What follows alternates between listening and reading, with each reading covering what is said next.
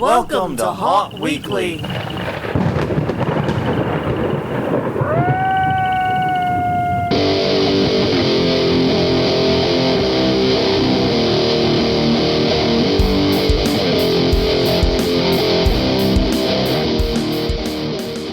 Hello, everyone. I'm Jonathan. I'm Crystal. And this is Haunt Weekly, a weekly podcast for the haunted attraction haunted entertainment industry. Whether you're an actor, owner, or just plain aficionado, we aim to be a podcast for you. I don't know why I went Shatner there.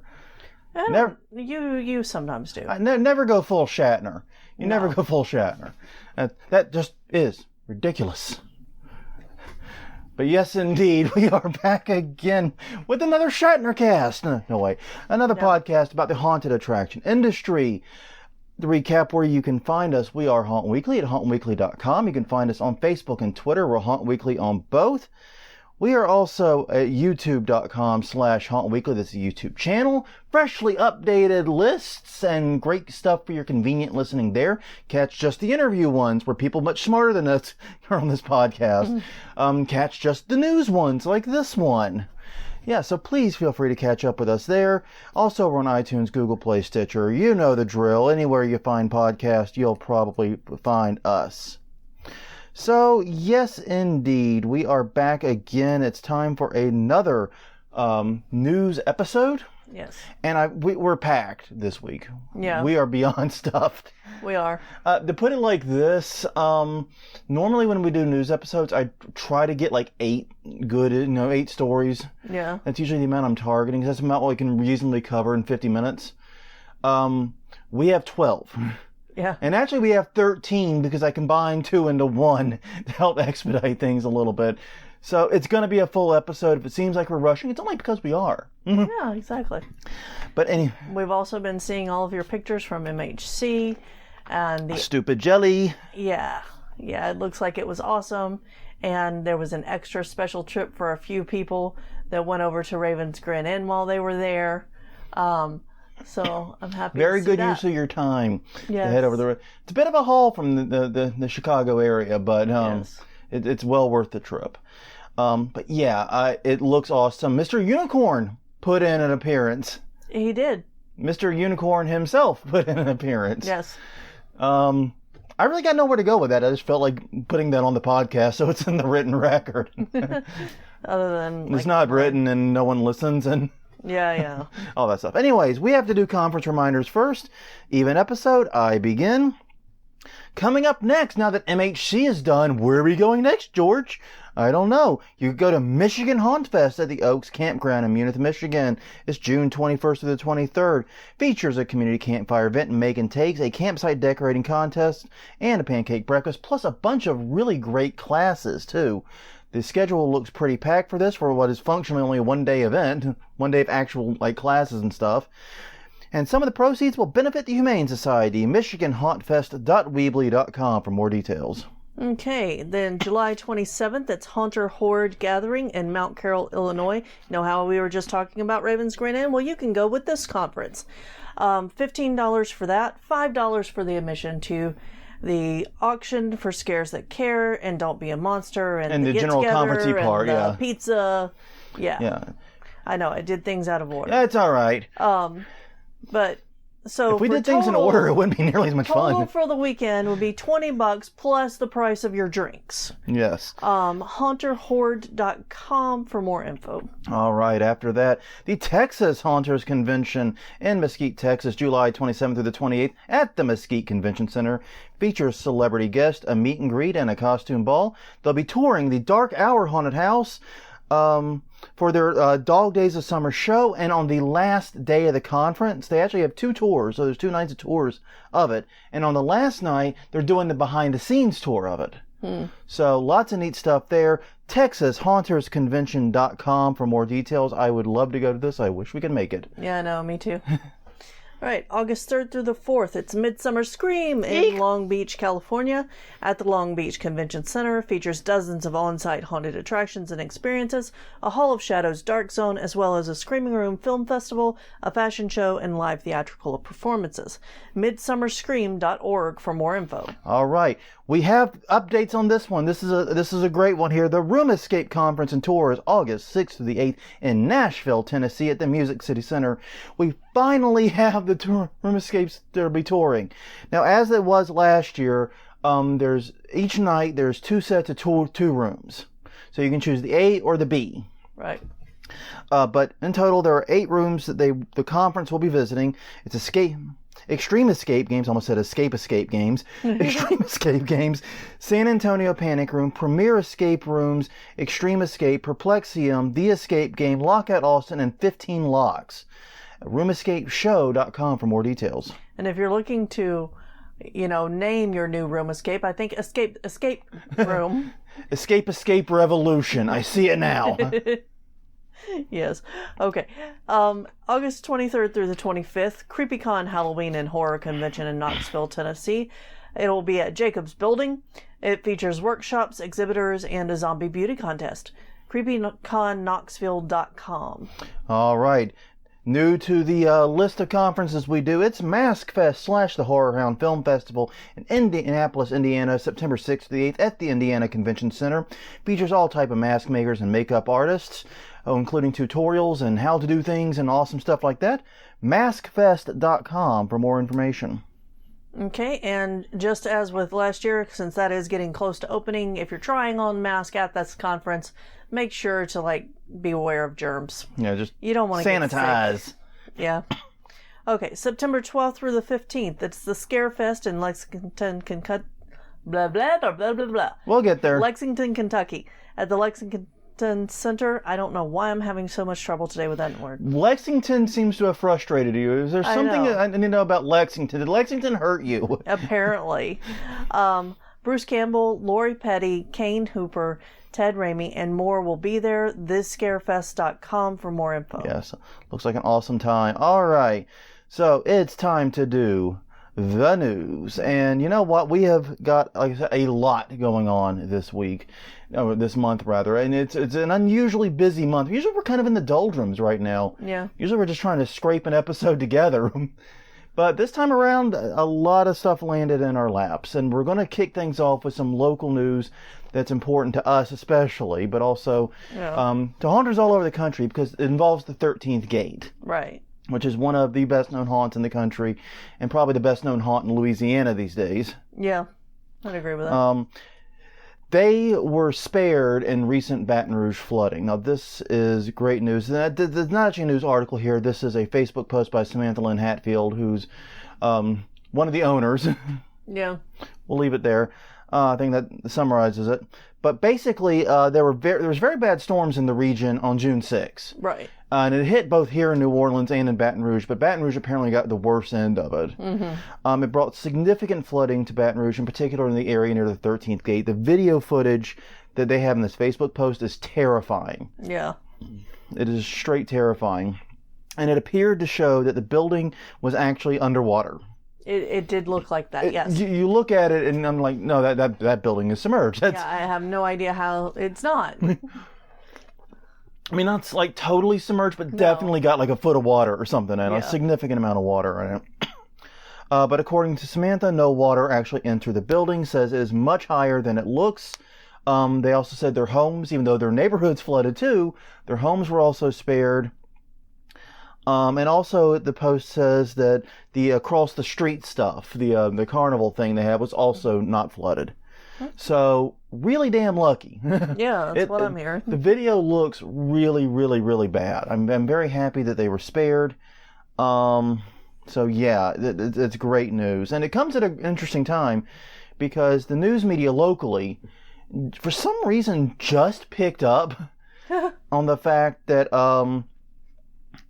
the top room escape project rated Cutthroat Cavern, one of the rooms we've done, as the number 2 room escape room in the world, and number 1 in the United States. The winner was in Germany or some shit. So number 2 in the world, number 1 in the United States. Now, the award was actually given in November. Right. I don't know why the news just picked it up, but it came across my feed as we were preparing for this week's episode, but I realized it was old news, so I'm just going to mention it here. Congrats, guys. I'm sorry I didn't hear about the award sooner, but that's awesome. And I got to say, having done Cutthroat Cavern, yeah, I kind of agree. Yeah. I think Cutthroat. I would be torn between Cutthroat Cavern and Spellbound as my favorite room that we've done, and now they're both at the 13th gate. So yeah, interesting. Yeah, just go there. Just go there. Okay, exactly. Well, simple, wasn't it? It was. All right. So unfortunately, we have to switch gears pretty hard here. Yeah. Sorry, guys. Yeah, because the next story comes out of Oklahoma, and it's about the psychopath there. They were hit by flooding also, but they were not as lucky. No, unfortunately. They are near Tulsa, Oklahoma, hit by record flooding, destroyed lots of props, and a couple of the buildings were overturned, the electronics ruined. They had planned on repairing some things and building some new things. Yeah. That's all out of the window now. They're still hoping to open this year, but on a much smaller scale. Estimated 4 feet of water. Jesus. So that's just, yeah. And the pictures for it look like terrifying. Yeah, yeah, they look horrible. Yes, they look very bad. It seems like significant portions of that are outdoors. Yes, it does. Is my understanding from their social media. I've never been to Oklahoma, period. Yeah, it looks like there are buildings with pathways between it. Yeah. And looks like it's a combination of indoor and outdoor elements. But yeah, they took very heavy flooding, and they actually said that they count themselves very, very lucky because other places nearby apparently got hit even worse. And this is from the river flooding, right? Not the storm flooding that we're talking about here that happened in Louisiana. So yeah, hearts to you guys. Good luck with the repairs. That's a tall order. I mean, trying to turn a haunt around after 4 feet of water that quickly. I mean, the House of Shock famously did not open in the 2005 season after Hurricane Katrina. Right. Because it took too much water. Well, and I don't know, there's debates about that, but yeah. Yeah, there are debates about that. But still, yeah, good luck, guys. I hope things go well and I hope a swift recovery for you guys. And then like I said, there's photos, and what's interesting is the photos, not just the aerial photo they showed, right? But they showed a few photos on the ground, and yeah. Yeah. That is pretty severe. All right, well, shifting gears to North Carolina. In Havelock, North Carolina, which I have no idea where the hell that is, I just realized. Havelock will travel? Havelock will travel, okay. Or will pick in your case. There was a fire at the haunted attraction named the Nightmare Factory, and it was apparently one of 4 set by a serial arsonist. It doesn't look like the haunt was targeted. Right. It just looks like you got some asshat that's going around starting fires, and it seems pretty random because the other fires included a delivery truck that was, and one fire that apparently was set outside of a building. Yeah. I mean, this is one weird arsonist. But anyways, the fire was set there, apparently did not do any damage to the main haunt itself. It did not actually impact the building. And to that end, Nightmare Factory credits the local fire department for their swift response, getting out there and putting it out before it had the opportunity. What was destroyed was a small 12 by 12 room that sort of served as an entranceway to an outdoor attraction. Right. Yeah, the main building was fully spared. And yeah, it seems like the firemen in this did an amazing job getting out there, putting out the fire before it had a chance to spread to the main building or anything, more valuable. Yeah. Obviously, the important thing is no one was hurt. No one was hurt. Right. No one was even there at the time. But the second thing is that the damage was minimized. Yeah. And hopefully they catch the firebug soon. Yeah, I hope so. I gotta say, on a personal note, I find doing that type of crap at a haunted attraction to be one of the dumbest ideas I can think of, because there's not many places on Earth that are going to have a higher ratio of security cameras. At least you would hope. Oh, that's not where I thought you were going with Why? that. I thought you were going to talk about the fire suppression systems that are required in all haunts. Yeah, good point. I didn't think of that. And how to fireproof everything in it. Yeah, that's actually very valid. How the hell do you set up fire at a haunted attraction? You have to really try. Yeah. Yeah, good point with the sprinkler systems that are mandated in all haunted attractions these days. Yeah. And the coating's required. Yeah. So, And then the coatings, it's going to be a hell of a thing. But yeah, and also, though, like I said, security systems are going to be leaked, hopefully. I mean, that's obviously not true. We keep running into these stories of haunts that have something bad happen in them. And, well, there was no camera in that room. Listen, assholes, if I can cover every room in my haunt with a fucking camera, you can do it too. Yeah. And then somebody's going to respond, but that's expensive and we're a lot bigger than you are. True, but if you're bigger, Anyway. So actually, and that's just it. The cost per camera goes down as you get bigger. You have to invest more in the initial system, but the cost per camera goes down. Yeah. It was probably cheaper per camera for like a major installation than is what we did. Yeah, definitely. So just thinking up my ass. Yeah. But anyways, hope they do catch the guy. Seriously, fuck arsonists. Okay. And the next story was brought to our attention by Chris Gay. Thanks, Chris. ScareHouse is on hiatus for 2019, but plans to return to a new location in 2020. That location has not been announced. No, in fact, they have not announced any locations for anything right now. Right. They're going to get to in a minute. And the article we're using is from Tom Davidson at the Tribune Live. But ScareHouse is in Etna, Pennsylvania, near Pittsburgh. And they're going to want to give their basement attraction a permanent home. That's the main thing they keep driving home. They keep driving home. Yeah, Yeah, but they need a full year to get everything moved and built up and make it awesome and cool. And I know that there's lots of people who are really interested in this because they're a great team. Yep. And the past 12 seasons have been a 104-year-old building. I'm really wondering how they're going to top that. Yeah. Well, this is something we've been seeing a lot of. I'm not going to name names because I don't want to give away potential plans of anyone. Yeah. But we've seen multiple haunts talk to us about how, they're in a building, an old building, or in a downtown area, whatever. Yeah. But it's causing all these headaches, so they're seeking land. Right. Somewhere nearby where they can do a custom build and, solve more of their space issues. It seems to be a recurring thing. And it seems like they have two attractions. They have the ScareHouse itself and they have the basement. Right. And the ScareHouse has been in the same location for 12 years. The basement apparently has been on like a tour of the area. Yeah. Is what I understand. Yeah. A very slow motion tour. So basically they are trying to find they want a place that both lets the ScareHouse be bigger and badder, but also gives the basement a permanent home. Right. They want to have both attractions on the same property. Yeah. Which, that just makes sense to me. It does. Now, on a personal note, whenever I hear about haunts taking a hiatus year, I get a little... Yeah, it's a little cringy. It's a little cringe, and it's not because I necessarily think you should never do it. Right. It's just I don't think a lot of people realize how that momentum is built year over year over year, and how even just a year away can stilt it. Right, yeah. I mean, even if it is like House of Shock in 2005. Right. That stilted a lot of their momentum and still a lot of their notoriety. Right. No, they managed to stay open for a good while after it. It's not like it really hurt them in the long run. Yeah. But still, we've seen it happen firsthand. Right, and I think that's one of the reasons Netherworld didn't take a year off. Yeah. They did their season and then... Moving vans at the back fucking door. November 1st. Exactly. Beep, beep, beep, beep. Maybe even October 31st after they closed for the night. All right, pack it in. Because they were in their new place facility. Within months. Yeah, it was fast. Well, they had the escape games open like within 3 months. Yeah. It was like, what, already? We're getting the news about that already? Yeah, exactly. It was like Jimmy John's fast. It was freaky fast. It was crazy. Yeah. But yeah, they managed to do it without taking a year off.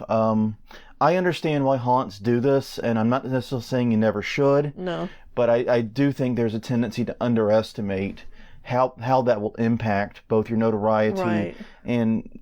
Because people are creatures of habit. Yeah, I mean, basically, Chinchuba's moving killed that haunt. Mm-hmm. Now, people are creatures of habit to an extreme sense. If people go to your haunt every year, they have a habit of going to your haunt. I mean, what's the first haunt we go to every year?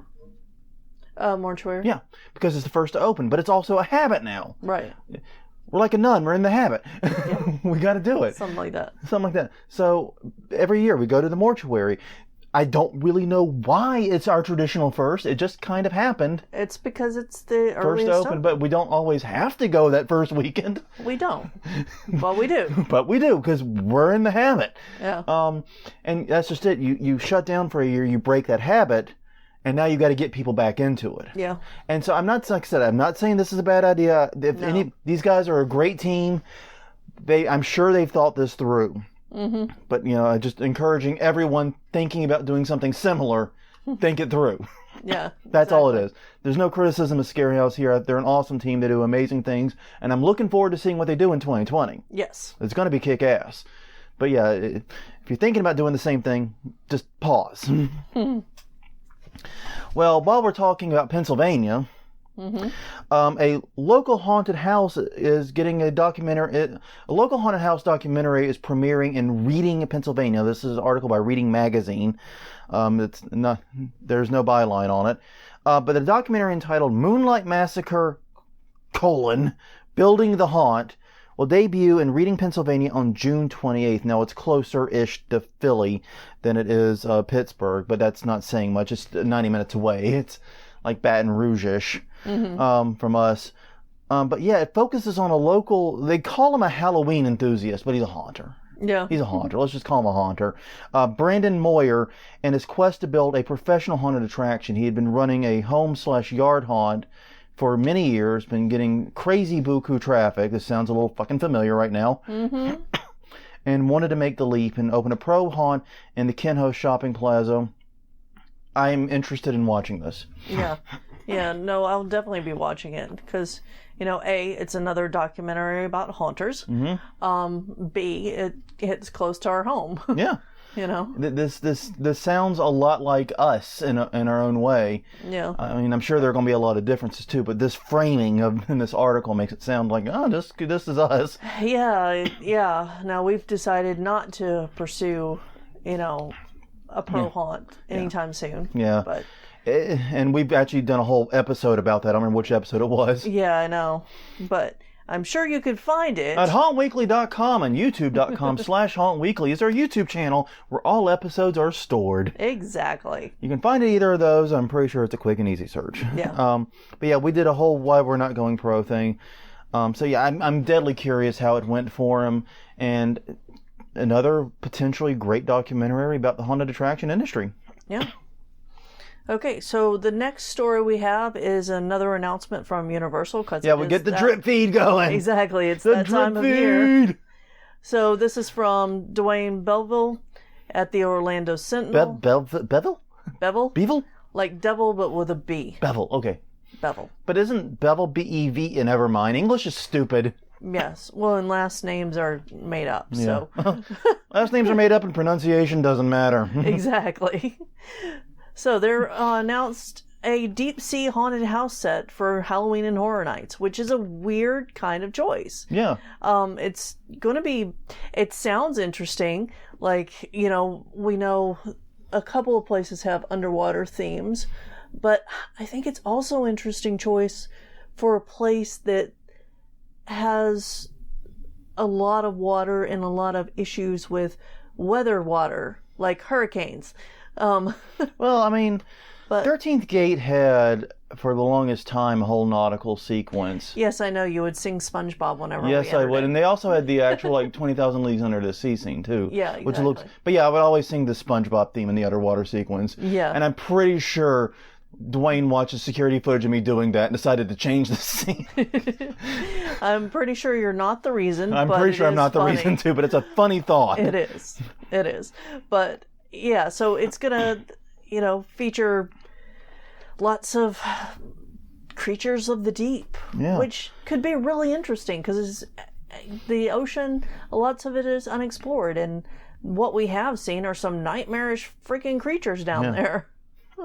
Well, the story focuses on these things called mouth brooders. Uh-huh. Which just makes me uncomfortable. That word makes I think it's supposed to. I think it's supposed to, and basically the exploits of a deep sea mining company when they encounter said mouth brooders. Yeah. Does that mean that they carry their brood in their mouth? Don't know.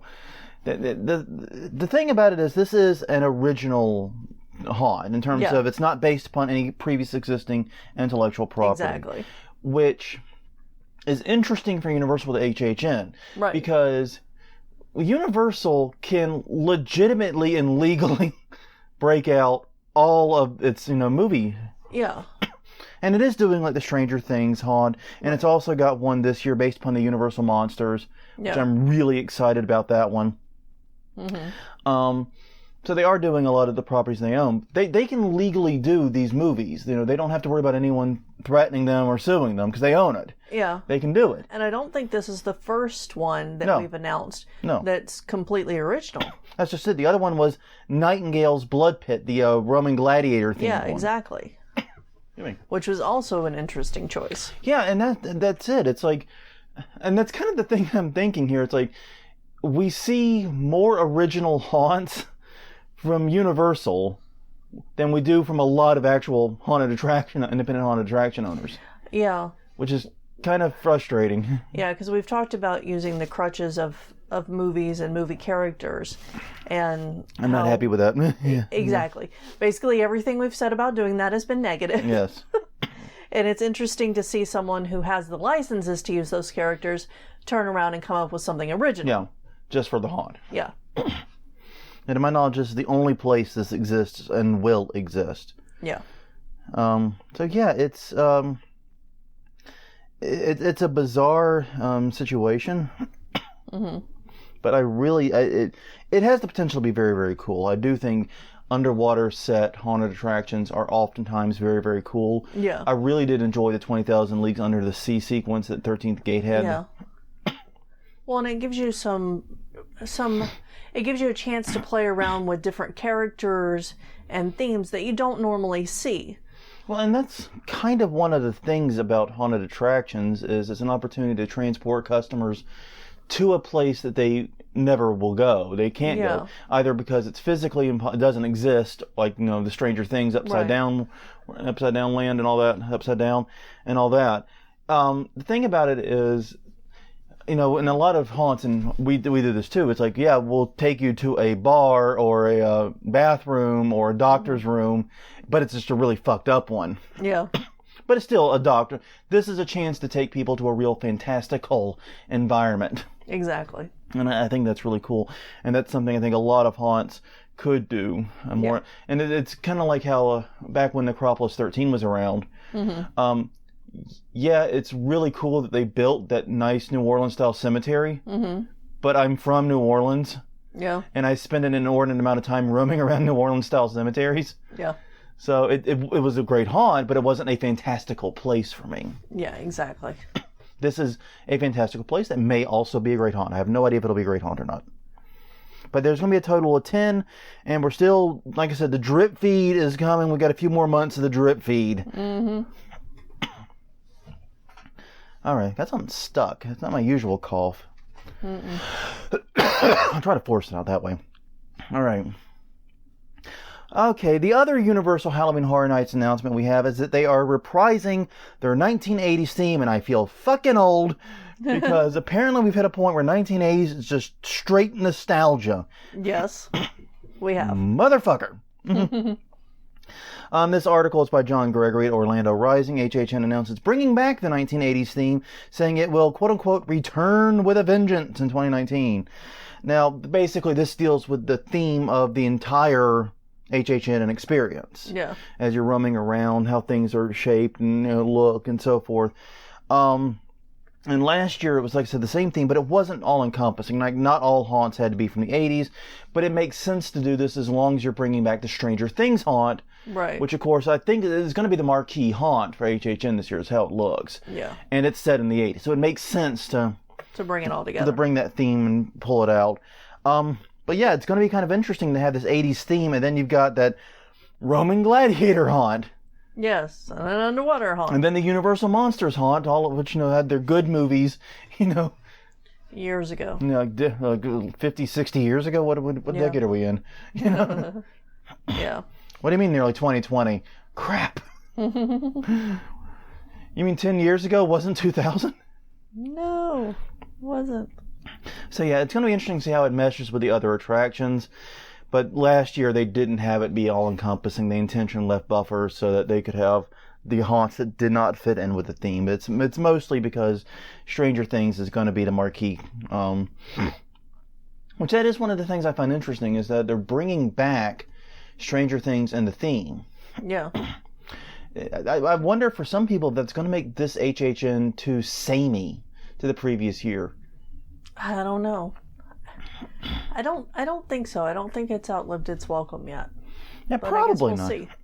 No, probably not. Because I'm sure that they're going to focus on. I don't know that it's going to be the same Stranger Themes, or if it's going to be based on a different season. Because if it's based on a different season, it could have totally different feel. Yeah, true. Very true. All right, so I guess we'll see. Yeah. Okay. All right, your turn. Yeah. Sorry, I almost stepped on your toes there. That's okay. So this is from Norman Gidney at Horror Buzz. Winchester Mystery House has announced Unhinged Halloween. Yeah, and it's literally all caps. It's Unhinged Halloween. Ooh, yeah, bro. You wanted to do that all week, haven't you? Yeah, I've been holding on to that one for a while. Anyway, I'm pretty sure our listeners are familiar with the Winchester House and why it was built the way it was, with all the confusing pathways, and it's got a legend around it of ghost. Yeah, basically a crazy lady with one very understanding architect. Yes. Well, a rich crazy lady. Yes, with a very, very tolerant architect. Yes, with a tolerant architect who likes green. Yeah, who likes money. You got Well, we can build that staircase in nowhere, but it's gonna fucking cost you, lady. Exactly. You wanna stairways to nowhere don't come cheap. I'm just exactly. You want confusing hallways? Go to confuse the ghost. Let's do it. Do you imagine doing this in the modern fire code era? No. Anyway, sorry. I'm kind of surprised that they're going to be able to do this in the modern era. Fair enough. But basically, for 28 nights from September 6th to November 1st, they're going to do a complete Halloween experience. It's going to have suspenseful walkthrough things and like the 3D projections and ghost coming after you, it looks like. So it's going to be immersive, sensory. There's storylines throughout it. I so want to do this. I do too. I've talked before about how interested I am in this house and how it's on my bucket list of places to see. To see it as a haunt would be awesome. You know, this article basically is pulling from the press release about it, and the press release is kind of deliberately vague. Exactly. Now, I have two thoughts about what it could be like. The first is, it sounds like it's a little bit like the Vault of Souls thing, where it's less boo gotcha jump scare type thing, and more, like they said, this immersive roaming experience. But the other thing that leapt to my mind was the haunted attraction we went to at Onnet Castle in England. Right. Where, it was group-based, but once again, it wasn't really jump scares, drop panels, boo gotcha. It was more history. It was more theatrical, more... Yeah, it was. And with this tour, you get to go into places that they don't normally let people go into. So, and it's only $44, or it starts at $44. Yeah, no, the price is definitely right. Exactly. Don't throw that one out. If there any way to get there, I would be there. Yeah. And they're also doing an all-new 3D light projection show on the outside of the house. They're doing that thing that you see where they use like the contours of the house to make a true 3D projection. Right. Looks looks like it'll be very, very cool. Sounds very cool. It doesn't actually have any looking. And Unhinged is being produced by Theme Dream Productions. Yes. Theme Dream. Wasn't that game where like girls have to pick a boyfriend and like call him on the phone? Oh, that's Teen Dream. No. Theme Dream Productions, bringing your nightmares to life. All right, but no, this sounds really, really cool to me. Yeah. And like you said, if we had any way to get to San Jose, California, I would absolutely be there for this. Yes. Well, all right, guys. We're coming down to our last two stories. We made it through the wilderness, and we have two. Now, I intentionally put this story here for a reason, which is I wanted to strike a deal with you guys. You get through this story with us, we have a really awesome, fun one to end on. till we get through the heavy one, we eat our fucking vegetables, and then we have something happy-go-lucky to talk about. Mm-hmm. That cool? Yeah. I know when we get into the really heavy shit, sometimes people tune out. Yeah. And I don't blame them. I'm not mad about it. I'm just saying I'm trying to prevent that. Yeah, I just looked at the headline and where we were in the notes. Yeah. God damn it. God damn it. We were having so much fun. I know. Let's go back and talk about the Winchester house. Oh, man. This is yours. Yeah, I know. I'm glad. Yeah, fuck you too. All right, this is an article by Fox 16. I'll just read the headline. Neighbors furious after person hangs mannequin from tree next to Confederate flag. And long story short it seems like it's on the outskirts of Little Rock. Mm-hmm. A woman put up a lynch dummy right next to a Confederate flag. And then when the news media came a-calling, because of course it did. Yeah. She claimed, and this is why it's on this podcast, that it was leftover Halloween decorations. Yeah, no. Listen, bitch. Don't you try to throw any shade on Halloween to excuse your racist fucking behavior. Exactly. Don't fucking involve us in this shit. No. You own your racist behavior. You own your horse crap. You sit on that and you deal with it. And I love how she's like, oh yeah, there was nothing racist about it. It's just a Halloween dummy. No, it doesn't work that way. Fuck you. Doubly so for putting it right next to a Confederate flag. You knew what you were doing. Yeah. I refuse to believe any human being is that stupid. Yeah, I just... No, when Ellie actually sent us the story. Yeah. And I could not believe. Yeah, and I've read multiple articles about it. This woman is just a terrible person, and she was upset that none of the neighbors came to her personally. Well, of course they they're didn't not going to. Exactly. Oh shit, lady, you put up a death threat. No one's going to come to you about that. No. Regardless of their race. No. I wouldn't feel comfortable walking up to a lady with a lynch dummy in her front lawn. Yeah. Oh, fuck you. I don't care about you've lived next to you for 40 years. Yeah. Oh, fuck you. That's the end of that. Yeah, and unfortunately we didn't figure out which episode we had talked about this on. Yeah. But and the reason to raise it up here is because we talked previously about why you should never do lynching sequences. Right. Even if you don't intend it that way, even if your intentions truly are pure, to various people who come there, it's going to be loaded with racial, with a tinge of racial history there. No. And not a good kind of racial history, not the Martin Luther King Jr. kind, the really, really bad kind.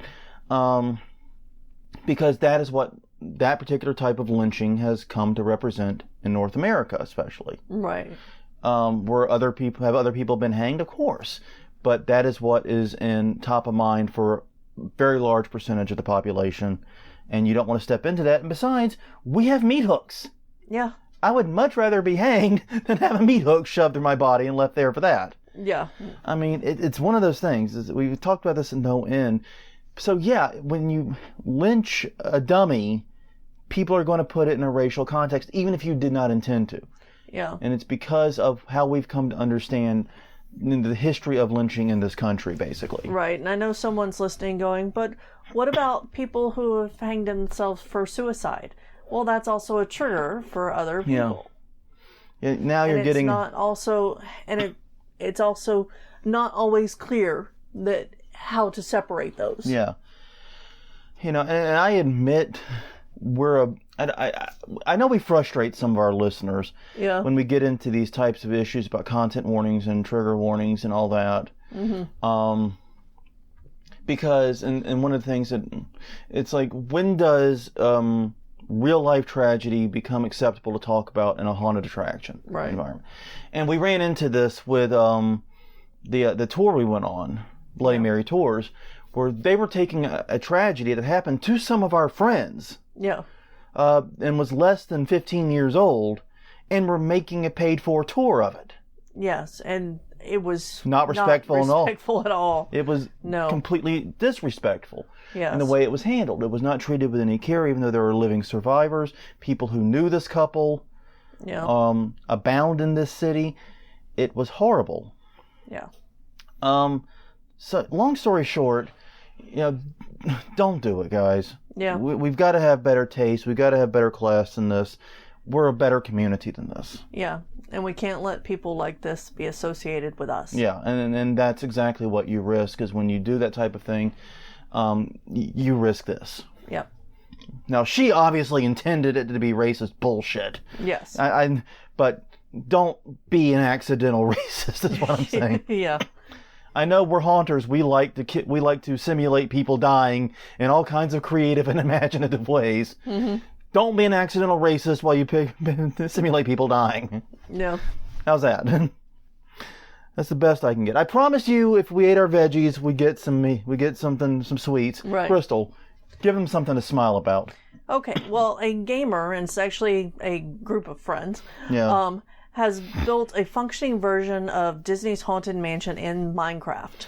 Yeah, this is definitely a click the link story. But yes, it is, because I have not been to Disneyland, so I can't speak to how accurate it is. You have been. It is.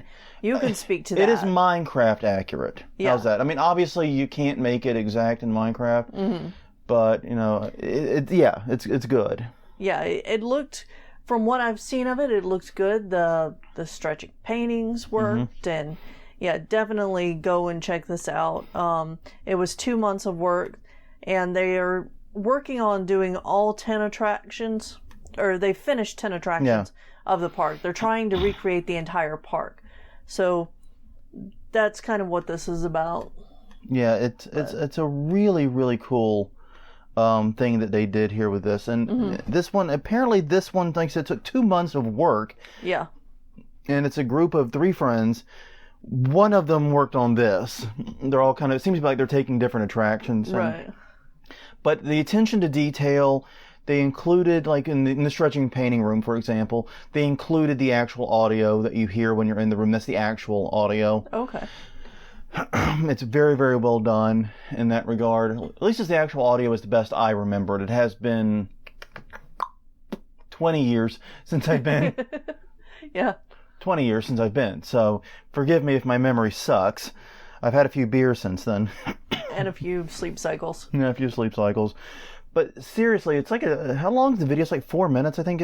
No, it was longer than that. It's like 10 minutes or something. I've watched the whole thing through twice. Mm-hmm. It's that cool. Yeah. Like I said, I really, really love this video, and it's an awesome project. Honestly, I was thinking, I would like to see other famous haunted attractions rebuilt like this. Yeah, that would be fun. That'd be fun. I mean, could you imagine, like Hell's Gate mm-hmm. in Minecraft? Yeah. 13th Gate Minecraft version. Why do they all have Gate? I just realized. So if you're going to make a new haunt, make sure Gate's in the name. Apparently. Holy shit, I never thought about this. But yeah, seriously, it is a cool video. And I would describe it as, the best of my recollection, it is Minecraft accurate. It is not obviously going to be 100% faithful because there are limitations within Minecraft. Yeah. But to get the stretching painting room and all that was really cool. Yeah, and they even put like little Minecraft spider webs in the hallways and stuff. The attention to detail for Minecraft is amazing. And they did everything, by the way, from the queue line all the way to the exit. That's the whole attraction. Yes, I noticed that they didn't find a way just to jump over the queue line. They had to walk through the entire freaking line, even though they're the only people there. Yeah. Yeah, that's a long queue line. I'm gonna tell you straight. That's a long freaking queue line. Yeah. Like I said, I went to the Disney World one in Orlando, but I hear, from what I understand, they're identical. Mm-hmm. But yeah, the queue there is always super long. But I'll say this: it does move fast because that attraction is able to crank people through. They have good throughput on it. Mm-hmm. They're getting through, we'll say, significantly more than 150 per hour, which is about our max. Yeah. Yeah. So yeah, they're getting through a lot more than that, but still, it's awesome. Just check out the video; it is great. Mm-hmm. I felt truly inspired watching this. This got me in the mood to go out and work in the haunt, or anything else we have encountered this season so far has. Right. Well, that is all the news we have. I told you we'd end on something happy. Definitely go and click that story and watch the video on it. It's well worth it. Do not click the story about the racist lady. There's no need.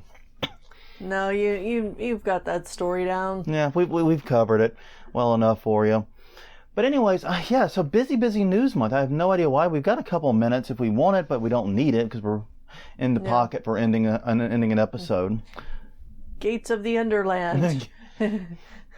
Gates to nowhere. Gates to the Black Gate. The Rainbow Gate. You know, I would love to see a haunt name something like, you know, the death metal band Clown Party or whatever it was. I don't remember the name of it. That had the really bubbly. Yeah. Funny the logo. Yeah. I would love to see a haunted attraction named something like Mr. Sparkles or Mr. Unicorn's Funhouse. Actually, that just sounds terrifying. Well, yeah, that's because you know Mr. Unicorn. And that sounds horrible. But it'd be funny to name a haunt like that. Yeah. I mean, so just an idea. Well, on that note, everyone, thank you very much for spending the better part of an hour with us. We greatly appreciate it. This is Haunt Weekly is the podcast. We can be found at hauntweekly.com, Haunt Weekly on Twitter, Haunt Weekly on Facebook, YouTube.com. I gotta get used to saying that. YouTube.com/Haunt Weekly is our YouTube channel. You can go there, find all the previous episodes. We've got them organized in great lists. It's a fun time to be had by all there. Yeah. We're also on iTunes, Google Play, Stitcher. Subscribe wherever it's convenient for you. But on that note, everyone, I'm Jonathan. I'm Crystal. And this was Haunt Weekly, episode number 184, doing the news for May and June of 2019. We'll be back next week where if everything goes as planned, we're doing the goddamn horror video game. So, one, okay? Okay. I know we dropped the dog on that one, but we will see you guys next time. Giggle Gates. Giggle Gates. Jesus, flapjacking Christ.